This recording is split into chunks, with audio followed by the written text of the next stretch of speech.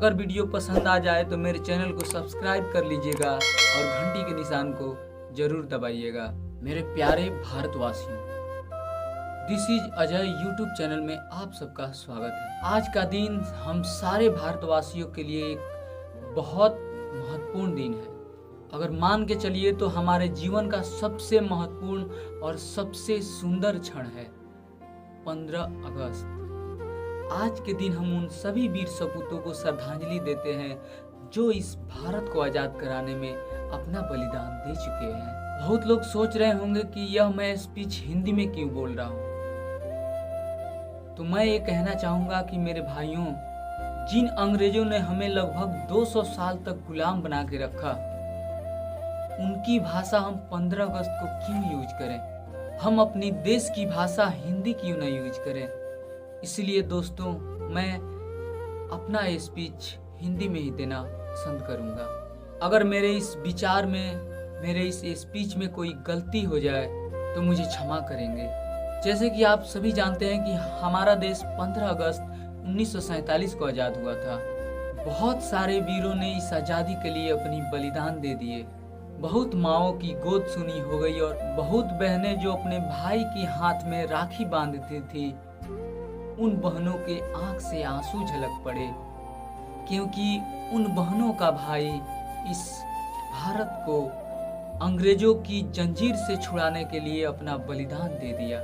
इस आज़ादी को पाने के लिए बहुत सारे वीरों ने अपने बलिदान दिए, जैसे कि महात्मा गांधी, सुभाष चंद्र बोस, रानी लक्ष्मीबाई, चंद्रशेखर आजाद, सरदार भगत सिंह, लाला लाजपत राय, सुभाष चंद्र बोस, सरदार वल्लभ भाई पटेल, सुखदेव, राजगुरु, वीर शिवाजी और तिलक राम मांझी थे। सच में मानिए दोस्तों, अगर स्वतंत्रता की मांग की शुरुआत हुई तो वो थे तिलक राम मांझी, जिन्होंने सर्वप्रथम अंग्रेजों से विद्रोह किया। और यही तिलक राम मांझी भारत के सर्वप्रथम स्वतंत्रता सेनानी में गिने जाते हैं। मांझी ने ही सर्वप्रथम विद्रोह किया, जिससे धीरे धीरे स्वतंत्रता की आग जलने लगी और सारे देशों में स्वतंत्रता की मांग होने लगी। तो हर साल हम अपनी वीर सपूतों की पराक्रम और बल को गिनाते हैं, लेकिन इस साल मैं कुछ अलग कहने का प्रयास करूंगा। अगर अच्छा लग जाए दोस्तों और मेरे भाइयों, इस आज़ादी को पाने के लिए बहुत परेशानियों का सामना करना पड़ा है। और जब हमारा देश आज़ाद हुआ उस समय हमारा अपना कोई राष्ट्रगान नहीं था। तो सन 1950 में हमारा राष्ट्रगान लिखा गया। मेरा मेन मुद्दा यही है मेरे दोस्तों कि जब 15 अगस्त आता है तो उस दिन हम लोगों के अंदर बहुत देशभक्ति, देश से प्रेम बढ़ जाता है। एक दिन बाद जब 16 अगस्त आता है तो हम अपने देश की राष्ट्रगान, अपने देश की तिरंगा और अपने देश को ही सही तरह से नहीं याद रख पाते हैं। तो यही हमको कहना है कि हमको इसमें सुधार करना होगा, क्योंकि मेरे प्यारे देशवासियों, अगर हम सही रूप से अपने जितने भी सारे वीर सपूत हैं जिन्होंने इस देश की आज़ादी के लिए अपने प्राण न्यौछावर कर दिए, उनके बारे में सही से सोचेंगे, तब हमारे अंदर देश प्रेम पूरा जागेगा।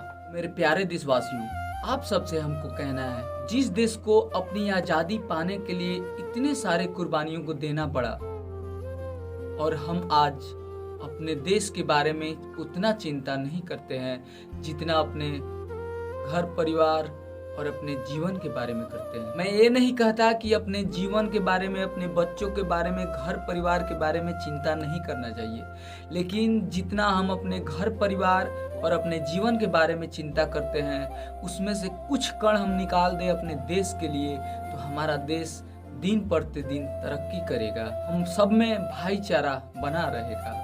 आज हमारे देश के सैनिक सीमा पे जाके पहरा देते हैं, तब हम अपने घर में आराम से चैन से सो पाते हैं। इन बॉलीवुड कलाकारों को हम हीरो बोलते हैं। सबसे ज्यादा पब्लिसिटी और सबसे ज्यादा फैन फॉलोइंग इन बॉलीवुड कलाकारों के रहते हैं, जिनका कोई सही रूप से देखिए तो कोई मोल नहीं है इनका। और हमारे फौजी भाइयों का, हमारे देश के सैनिकों का इतना अहम रोल है हमारे देश को अपनी अखंडता और संप्रभुता को बनाए रखने में भी हम उनको सही से मान सम्मान नहीं दे पाते हैं जितना उनको मिलना चाहिए। आप सबसे यही कहना है कि जो हमारे रियल हीरो हैं, जिनके चलते हम चैन से कहीं भी आते जाते रहते हैं, अपना नींद हराम करके हमारी रक्षा करते हैं, हमें उनको हीरो मानना चाहिए। सन 1947 के पहले उन बहुत सारे वीरों ने अपनी बलिदान देकर इस भारत देश को आज़ाद कराया था और आज हमारे देश के सैनिक, हमारे देश के सेना बल अपनी बलिदान देकर हमारे देश की आज़ादी और अखंडता को बनाए रखने में अपना पूरा सहयोग निभा रहे हैं। जिस देश को आज़ाद कराने में इतने सारे बलिदान देने पड़े हों, उस देश की तिरंगे का मान सम्मान हमको जीवन भर करना चाहिए। हमको अपना सर कटाकर भी इस तिरंगे की रक्षा करना चाहिए और इसको सदा लहराते रखना चाहिए। तो चलिए आज हम कसम खाते हैं कि अपने भारत देश को और इस तिरंगे को सदा लहराते रखेंगे और अपने भारत देश के लिए सदा मर मिटने के लिए तैयार रहेंगे और इस तिरंगे को कभी झुकने नहीं देंगे। अगर मेरे स्पीच में कोई भी गलती हो तो उसे क्षमा करेंगे। वंदे मातरम।